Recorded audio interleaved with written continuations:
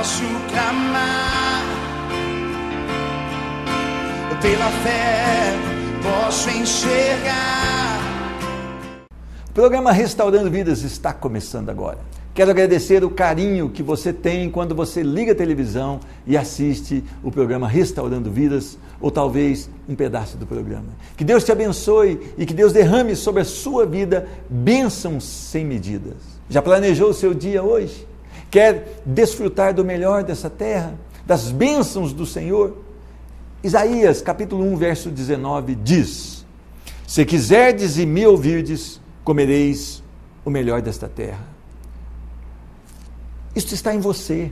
Você decidir querer Deus, ouvir a Deus, você terá o melhor desta terra. Nós saímos muitas vezes de casa sem ao menos falar: Senhor Deus, o que Tu queres de mim hoje? O que Tu queres, Senhor, que eu faça hoje? Dirige os meus passos, Senhor, endireita as minhas veredas, ó Deus. A gente sai, vai trabalhar, esquece de conversar com Deus, esquece de ler a palavra do Senhor e depois a gente quer sempre as bênçãos do Senhor. Não, você precisa querer e você precisa ouvir mais de Deus, porque Deus tem a solução para todas as áreas da sua vida. Não há uma área sequer que Deus tenha esquecido dela. Deus ama o seu casamento, Deus quer o seu trabalho próspero, Deus quer a sua vida acadêmica próspera, Deus quer os seus relacionamentos também dentro da palavra dEle. Deus quer o melhor e Ele pode te dar o melhor. É preciso que você queira buscar a Deus e é preciso que você ouça aquilo que Deus tem para a sua vida. Seja fiel, porque Deus é fiel. Quero conversar hoje com Rubisney da Silveira, um servo do Senhor. Teve uma vida, um começo de vida difícil, uma família que não tinha Jesus como Senhor da vida. Mas depois ele foi alcançado pela misericórdia. Vamos passar então essa entrevista? Posso clamar, pela fé posso enxergar. É com grande alegria que recebo hoje no programa Restaurando Vidas o meu irmão em Cristo, Rubisney da Silveira, conhecido como Pastor Ney. Pastor Ney, Deus te abençoe, seja bem-vindo. Deus abençoe, Pastor Pedro. É um imenso prazer estar aqui, com você, com todo o pessoal, compartilhando aquilo que Jesus fez e faz a nossa vida. Amém. No programa Semeando Vidas. Amém. Pastor, nós estamos hoje vivendo uma crise de valores. Sim. O senhor veio de um lar também que tinha valores diferenciados da palavra de Deus. Sem dúvida, sem dúvida. Como é que foi o teu lar bem na sua infância? Pastor Pedro, o meu lar foi um lar muito difícil, Nós viemos de uma família humilde, onde o meu pai, ele era viciado em bebida, ele estava viciado no alcoolismo e durante essa nossa infância, foi uma infância de muita escassez, de muita miséria e de situações, brigas, descontroles emocionais, etc. Então foi assim uma infância muito complicada. Nossa casa, nossa família, nós sobrevivemos pela misericórdia de Deus, eu digo. Mas sua família não era uma família que temia o Senhor. A sua mãe, ela vinha não era do meio cristão. Muito pelo contrário. Como é que foi isso? Verdade. A minha avó, ela era muito assídua no espiritismo, Eu me lembro, eu tive um quadro complicado de um bronquite e me lembro da minha mãe me levando em centro de macumba, eu tomando passe, em benzedeiras, remédio feito por feiticeiros. Me lembro também de situações de patuás que eram pendurados, simpatias que eram penduradas no meu pescoço, tudo em prol da busca dessa cura, minha família, ela gastava energia e força buscando exatamente em lugares que não existiam a cura, Eu me lembro muito forte disso na minha infância. E o senhor tinha quantos anos aí? Em média de 8 anos, A minha infância toda foi acometido dessa enfermidade. Quando o senhor cita, então, no começo dessa entrevista, que a misericórdia do Senhor foi com o seu lar, ela foi realmente comprovado nisso. Porque aquilo que praticava, que sua mãe e sua avó praticavam, era contrário àquilo que Deus esperava. Mas o amor de Deus ainda prevalecia na sua família. E Ele tinha um projeto na sua vida. Verdade, verdade. Nós aprendemos, né, de que Deus é misericordioso para conosco, né? E uma certa vez a minha mãe, ela foi convidada a participar de um culto evangélico, né? Nós nunca tínhamos participado, frequentado, e foi exatamente ali que tudo começou, né? Nós fomos ali naquele lugar e pela misericórdia e graça de Deus, Deus me concedeu a cura, né? Dessa bronquite asmática que eu tinha várias crises pesadíssimas. O senhor chegava a desmaiar nessas crises? Sim, meu pai e minha mãe saíam correndo comigo para o hospital constantemente, né? Achavam que eu ia morrer à noite por conta da falta da respiração. Asfixia, sim, tudo, né? E eu pude experimentar, né? Embora tão novo, eu pude experimentar o milagre de Deus na minha vida, Deus me concedendo essa graça, essa cura, né? Isso trouxe uma nova visão para sua mãe? Ela abriu o coração, ela convidou o Senhor para morar no coração dela? Como é que foi? Foi. A partir desse momento, toda a minha casa, ela se voltou para servir o Senhor Jesus de coração, né? Essa cura, ela trouxe libertação para o meu lar, né? Para a minha casa. Hoje, atualmente, o meu pai não bebe mais, ele parou. Glória né? a Deus. Hoje eu tenho, meus irmãos estão na igreja, meus familiares, tias, primos, tios, né? Eu tenho uma irmã que também é pastora, né? Sobrinhos, todos estão envolvidos na casa de Deus, na obra. E isso começou aonde? Lá atrás, através da minha cura. Interessante que as pessoas hoje, muitas pessoas tradicionais, elas criticam, né, os milagres, mas interessante, eu me lembro de Raabe. Raabe, por ver o milagre, ou por ouvir falar dos milagres que o Senhor fizera quando tira o povo do Egito, Raabe falou, eu quero esse Deus, e ela acolhe ali os espias. Então quer dizer que Deus usa muitas vezes de um milagre, de uma cura, para que as pessoas abram o coração e se voltem a Ele. Foi o caso da sua família. Sem dúvida, sem dúvida. Né? Deus ele é tremendamente poderoso, né? E Ele usa da misericórdia dEle. E interessante é que o mesmo Deus que agiu na vida de Raabe, na história, Ele estava ali na minha infância, agiu na minha infância, e o mesmo Deus, Ele está aqui hoje para agir na vida de todo aquele que abre o coração e se volta para Deus, né? Eu creio fortemente nisso. Deus está aqui e pode tocar os nossos ouvintes, telespectadores, no seu lar, na sua casa, onde você estiver, né? Eu tenho certeza de que Deus, Ele olha para você com um olhar de amor, um olhar de misericórdia, e Ele não está com as mãos encolhidas para que não possa te abençoar, e muito menos surdo o ouvido dele. A Bíblia diz isso em Isaías 59. Então, eu quero fazer esse convite para você, crer em Deus, porque tudo aquilo que você precisa, que você necessita, Deus tem para te dar. Amém.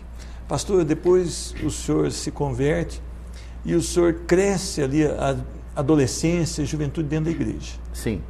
No momento de juventude, o diabo, ele promove algumas coisas, ele faz alguns convites, né? Através de pessoas, através de oportunidades. O senhor quase chega a experimentar, mas Deus preservou mais uma vez sua vida? Sim, sim. Eu tive oportunidades, como qualquer jovem aí no mundo tem, né? O mundo, ele abre algumas oportunidades terríveis para a vida dos jovens. E não foi diferente comigo, né? Mas eu senti a mão de Deus me segurando, me guardando, né? Para o momento dele na minha vida. Né? Foram lutas, dificuldades, porque o jovem passa por isso, né? Mas nós conseguimos romper essa barreira e permanecer fiel na presença de Deus. Deus te levantou também como músico, como instrumentista, como vocalista, e o senhor lançou CD, e Deus começou a usar o senhor nessa área e destinou o senhor para trabalhar com jovens. E o senhor esteve em vários lugares e chegou a trabalhar com uma grande quantidade de jovens. Quais são as necessidades maiores que o senhor via ali no ministério com os jovens, como é que eles chegavam, quais eram as dúvidas maiores? Sim, Deus me deu essa oportunidade de trabalhar com jovens e dentro dessa sua pergunta, pastor, a grande dificuldade do jovem é família. A falta de família, falta de um pai, falta de uma mãe, né? E muitos deles têm a sua revolta no seu coração e aonde o mundo acaba abraçando eles com os valores que o mundo tem, né? A droga, a prostituição, a depressão, né? A solidão, e tudo isso, né, traz algo no coração do jovem que conduz a ele à perdição, né? Então, eu vejo muito isso, que a igreja do Senhor Jesus, ela está aqui para suprir essas carências também na vida do jovem. Muitas vezes ser um pai que ele nunca teve, ser uma mãe que nunca teve, ser um amigo que nunca teve, um professor, um irmão, né? Eu vejo que hoje um grande grito, né, dessa nossa geração é para que nós venhamos sim estender a mão aos nossos jovens, aqueles que sofrem, que estão acometidos aí com drogas, né, viver esse mundo que nós temos visto aí no dia a dia. Pastor Enei, o mundo hoje ele anda muito rápido, tecnologia muito rápida, mas os pais preparam muitos filhos intelectualmente para viver o mundo, para lutar, para vencer. Então eles ensinam idiomas, eles preparam para computação, eles preparam faculdade, pós-graduação, mas faltou aquele colo, aquele senta aqui meu filho, o que está passando? Quando o filho está com um olhar diferente, o pai chegar, falar, vem cá meu filho, você não está legal. Quer dizer que perdeu esse relacionamento, esse investimento de tempo para o filho, e não fazer do filho uma máquina de produção. Exatamente, né? Deus criou a família, né? O primeiro projeto de Deus para um homem é a família. Então isso porque o papel do pai, o abraço do pai é importante, né? A motivação, a aprovação de um pai, de uma mãe é extremamente importante na vida de uma criança. Mas hoje os valores estão invertidos, porque a criança não está tendo esse afeto do pai, mas talvez o pai sim tentando substituir com dinheiro, com presentes, com outras formas e maneiras, senão esse calor de uma família, né? Nós vamos voltar para a família, porque Deus é o Deus que gerou a família para o homem. Pastor, Deuteronômio 6, ele fala muito que nós devemos falar com nossos filhos quando eles se assentam, quando se deitam, quando eles estão caminhando. A gente deve escrever nos umbrais, nós devemos realmente persistir na palavra de Deus na vida do nosso filho como um investimento eterno. Falta isso dentro da igreja hoje? Falta. Hoje nós precisamos, como pastores, né, nós precisamos voltar para a palavra. Quando o Senhor me fala, falta isso dentro da igreja, falta dentro das igrejas que não tem uma visão real do reino de Deus, da Bíblia, né? Mas hoje, o que eu vejo, né, na visão que Deus me dá, é que a igreja ela tem a solução em Jesus para todas essas dificuldades. A igreja ela tem o caminho dentro da Bíblia, da palavra de Deus, para orientar um pai, para orientar uma mãe, para orientar uma família, um casal e também para orientar os filhos. Nós temos tudo ali, um pacote entregue por Deus na mão da igreja para que nós possamos então vencer no nosso dia a dia como homem e mulher de Deus. Pastor Enei, eu queria que você deixasse uma palavra para os pais que estão nos assistindo. Que eles... Qual seria o conselho do Senhor dentro da palavra para que eles tratassem os seus filhos? Amém. Bom, eu gostaria de deixar aqui aos pais, né, o exemplo do nosso Deus, né, nosso Senhor Jesus que morreu na cruz pelos meus pecados e o seu pecado, né? A essência de Deus é o amor, é a compreensão, né? Então, que nós possamos olhar para a vida dos nossos filhos e amar da maneira que Deus nos ama e compreender da maneira que Deus nos compreende. Eu acho que está faltando isso no momento da dificuldade, uma palavra de ânimo, de aprovação ao seu filho, dizendo, eu estou contigo, né? Ele precisa se sentir seguro na sua casa, ele precisa se sentir seguro no seu ninho, né? Então, a palavra que eu tenho para os pais é isso, ame seus filhos, né? Da mesma maneira que Deus, né, nos amou. Acho que essa essência do coração do ser humano, né, precisa ter um pouquinho mais de Deus, porque Deus é amor. Amém. Pastor, que Deus te abençoe, sua vida, seu ministério, família, que você possa continuar falando do amor de Jesus às pessoas. Amém. Amém. Muito obrigado, pastor, pelo convite. Obrigado a todos. Que o Senhor Jesus possa consolar o coração daqueles que sofrem, né? E eu tenho certeza que Deus tem algo maravilhoso para a tua vida. Procure uma igreja, né? Procure Deus, procure ler a Bíblia, procure se ajoelhar diante dele e falar com ele, porque certamente ele tem a solução para a tua vida. Amém. O programa Restaurando Vidas volta já já. Não sai daí. Posso clamar pela fé, posso enxergar.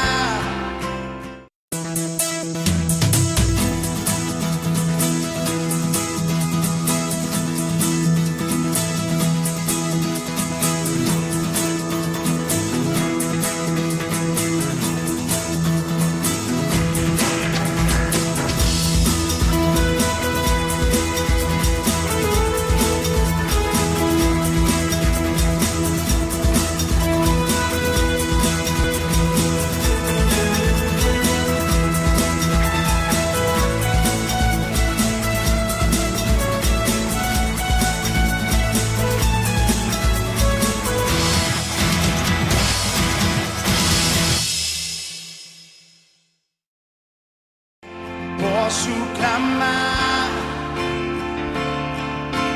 pela fé, posso enxergar.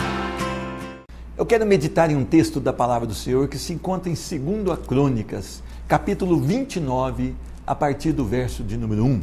Diz a palavra do Senhor: Tinha Ezequias 25 anos de idade quando começou a reinar e reinou 29 anos em Jerusalém. Fez ele o que era reto perante o Senhor, segundo tudo quanto fizera Davi, seu pai.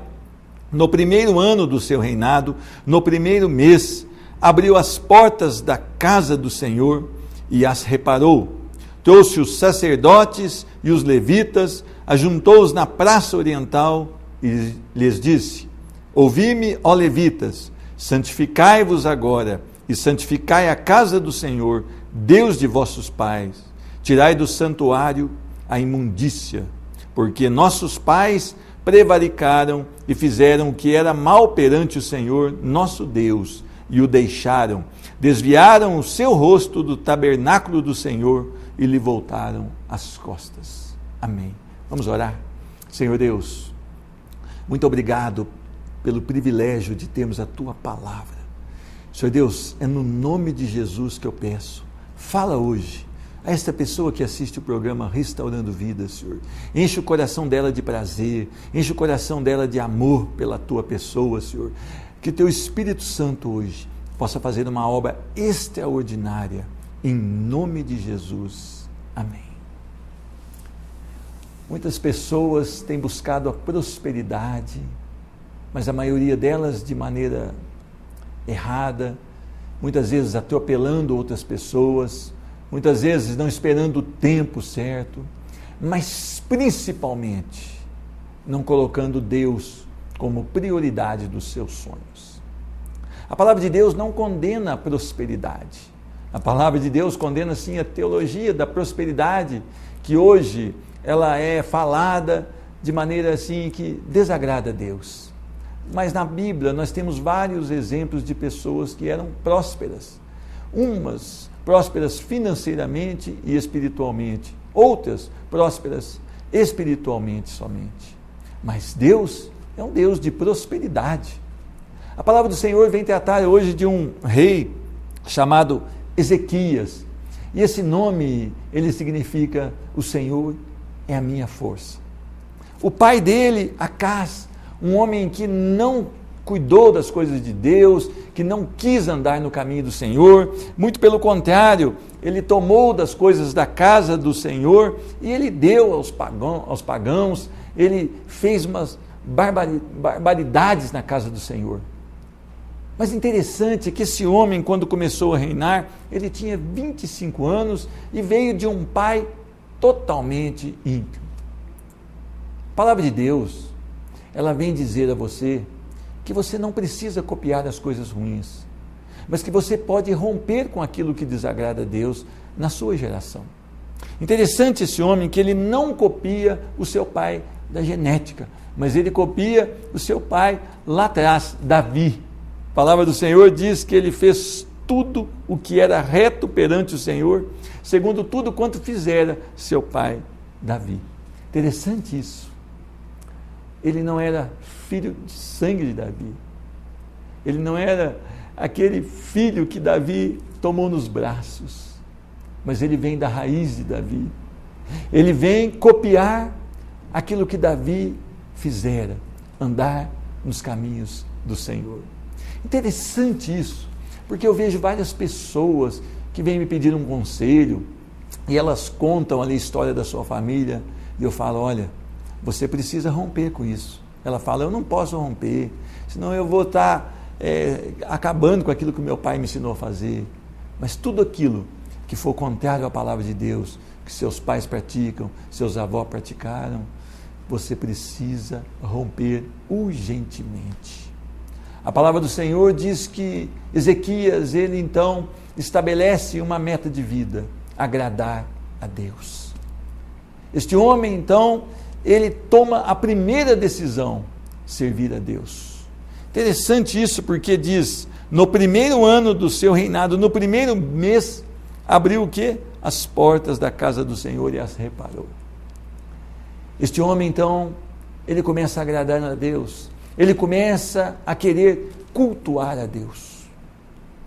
A nossa vida, segundo a palavra de Deus em Romanos, deve ser um sacrifício vivo a Deus, deve ser um culto permanente ao nosso Senhor. Nós não estamos cultuando a Deus somente quando estamos dentro de um templo. A nossa vida deve ser esse culto ao Senhor. E este homem aqui chamado Ezequias, que quer dizer o Senhor é a minha força, então ele já toma decisões corretas, andar retamente no caminho do Senhor, e depois ele começa a reparar a casa de adoração. Ele queria então restabelecer um culto a Deus. Você tem cultuado a Deus? Às vezes a gente quer só as bênçãos, mas nós não queremos uma vida no altar do Senhor. Esta vida no altar do Senhor, ela é uma vida diferenciada. Ela é uma vida onde nós temos como prioridades servir a Deus com as nossas atitudes, com o nosso pensamento, com as nossas palavras. Servir a Deus é se entregar a Ele e antes de tomar qualquer decisão, perguntar, o que faria o meu Senhor agora?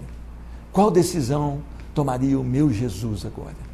Uma vida assim é uma vida extremamente abençoada.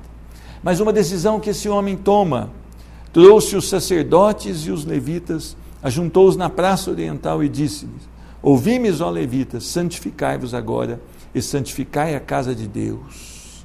Tirai do santuário toda imundície. Interessante quando nós olhamos para a nossa vida e queremos cultuar a Deus, mas conservar aquelas mazelas, aqueles defeitos, aquelas coisas que nós guardamos no nosso coração e que nós sabemos que desagrada ao Senhor. A nossa adoração não chegará ao trono do nosso Deus, a nossa vida não será como um sacrifício vivo, mas nós teremos guardado aquilo no nosso coração que nos separa de Deus. É preciso que nós tenhamos uma vida de confissão, chegar e falar, Senhor, tenho pecado contra Ti, me mostre o pecado que está oculto no meu coração, porque eu quero ter uma vida santa na Tua presença, uma vida com separação do que é do mundo, daquilo que o mundo oferece. Quantas vezes nós vemos as pessoas tomarem decisões que elas querem, que nós vimos que é contra a palavra do Senhor e lá na frente, catástrofe acontece na vida dessas pessoas. Hoje você tem a oportunidade de tomar uma decisão certa, de romper com o pecado, de romper com aquilo que está imundo no seu coração, de tirar todo o ídolo do seu coração. Um ídolo no seu coração não precisa ser somente uma imagem de escultura. Uma imagem de escultura é um ídolo, e a Bíblia traz isso com muita propriedade. mas nós levantamos muitos ídolos nos nossos corações, sem ser imagem de escultura.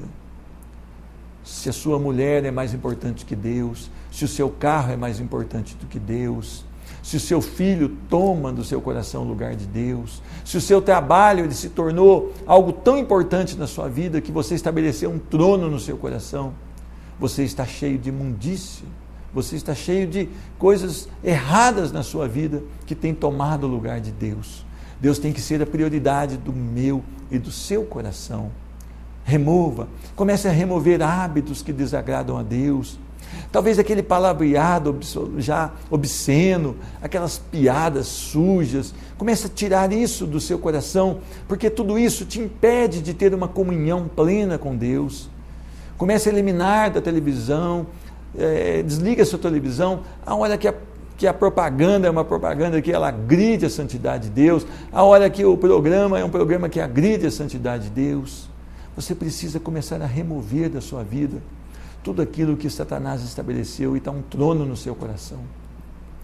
Muitas vezes uma coisa pequena pode trazer um grande desvio na sua conduta, pode trazer uma tragédia no seu relacionamento com Deus. É hora agora de limpar a sua vida, santificar o seu coração.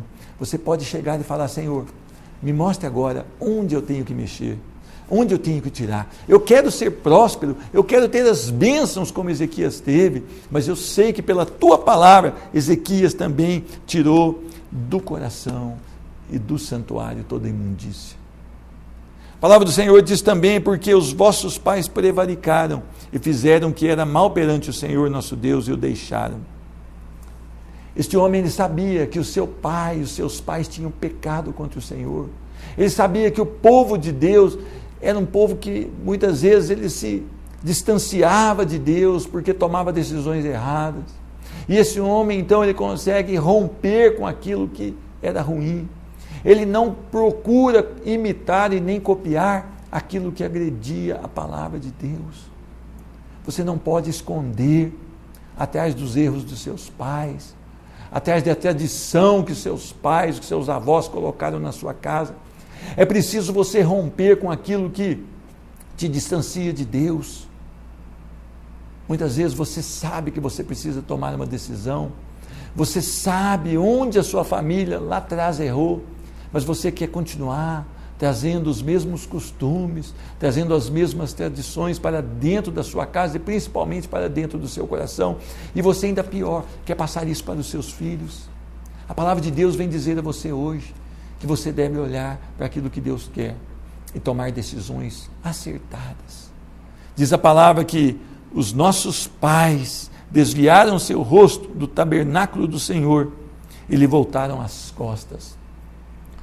Se nós desviarmos o nosso olhar do Senhor e dermos as costas para o Senhor, a palavra afirma que nós estaremos arruinados, estaremos aniquilados, porque Deus não precisa de nós, mas nós não vivemos sem Deus. Hoje você tem uma decisão a tomar. Você tem voltado as costas para o Senhor. Talvez você vá a um lugar onde Deus não se agrada de você estar lá, e você sabe que Ele não se agrada, mas você fala: não interessa, eu quero satisfazer o meu coração.